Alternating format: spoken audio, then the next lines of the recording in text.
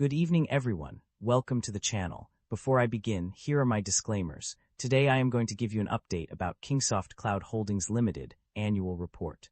KINGSOFT Cloud Holdings Limited offers a wide range of cloud services to various industries in China.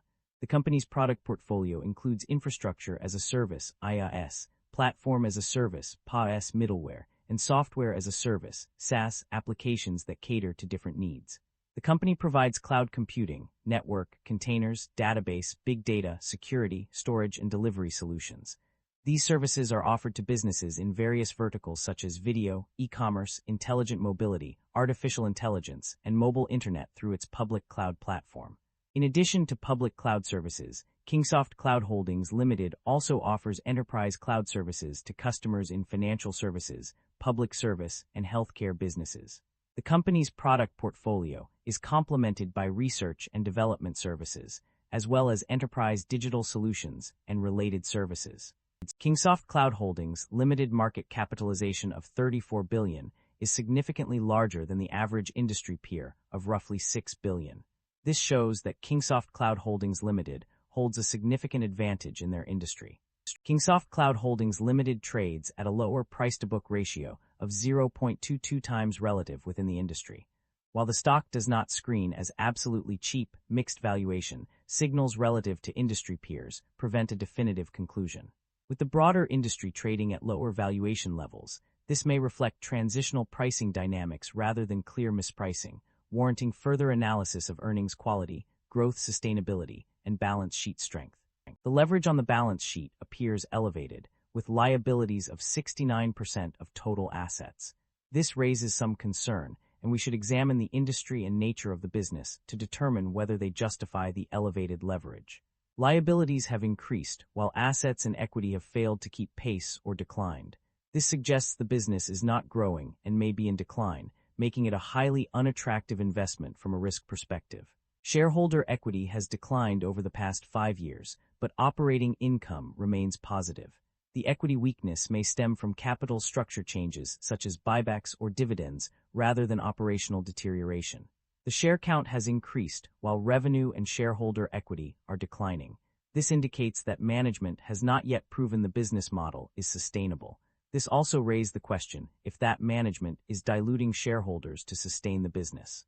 The share count has increased while revenue and shareholder equity are declining. This indicates that management has not yet proven the business model is sustainable. This makes the investment case highly unfavorable. The income statement shows that the company revenue have been declining annually and operating income have not been increasing. This shows that the business is under pressure with rising cost and its management is unable to expand the business. The primary drivers of revenue growth in the industry are primarily attributed to the adoption and expansion of public and enterprise cloud services. The growth of these services has been significant, with public cloud services experiencing a 32.5% increase and enterprise cloud services seeing a 5.2% rise. Additionally, the recognition of public cloud services over time has contributed to revenue growth, with a notable 31.4% increase. Furthermore, the expansion into new markets and the increasing demand for intelligent cloud computing services have also played a crucial role in driving revenue growth. The industry's focus on cloud-based services has been instrumental in fueling revenue growth, as companies continue to shift their operations towards more efficient and scalable solutions. As a result, businesses are able to tap into a broader addressable market, leading to increased revenue opportunities. Overall, the growth of public and enterprise cloud services is driving the industry's revenue expansion, positioning it for continued success in the future. The net income of the company experienced a significant increase, rising from RMB 4,124.7 million in 2024 to RMB 4,994.3 million in 2025. This growth indicates an improvement in the company's financial performance over the given period. However, the profit margins showed mixed results. The gross margin decreased from 17.2% in 2024 to 15.7%, suggesting a decline in the company's ability to maintain its pricing power or control costs effectively. On the other hand, the non-GAAP EBITDA margin increased substantially from 8.2% to 24.4%, indicating improved operational efficiency and reduced expenses. The non-GAAP gross margin also decreased, but at a slower rate than the gross margin, suggesting some resilience in the company's pricing strategy. The company's financial performance indicates a significant improvement in its ability to generate cash from its core operations. According to the provided information, the operating cash flow for both 2024 and 2025 is positive, with notable increases from RMB 628,419 in 2024 to RMB 3,801,028 in 2025. This upward trend suggests that the company's operational efficiency has improved, enabling it to generate substantial cash flows from its core business activities. The company's financial health has undergone significant changes over the past year. A notable increase in interest expenses is evident, rising from RMB 229,705 in 2024 to a substantial RMB 498,048 in 2025. This sharp rise indicates that the company is shouldering a heavier burden of debt-related costs. Furthermore, the company's debt level has also seen a considerable surge. Total debt, specifically short-term borrowings, increased from RMB 225,765 in 2024 to RMB 3,348,279 in 2025.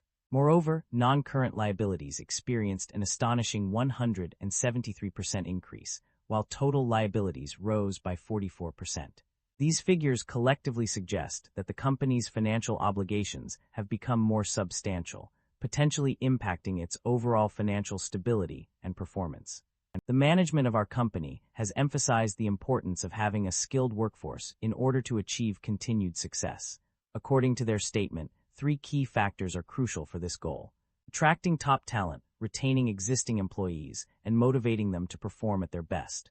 By focusing on these areas, we can ensure that our organization remains competitive and continues to thrive in its industry.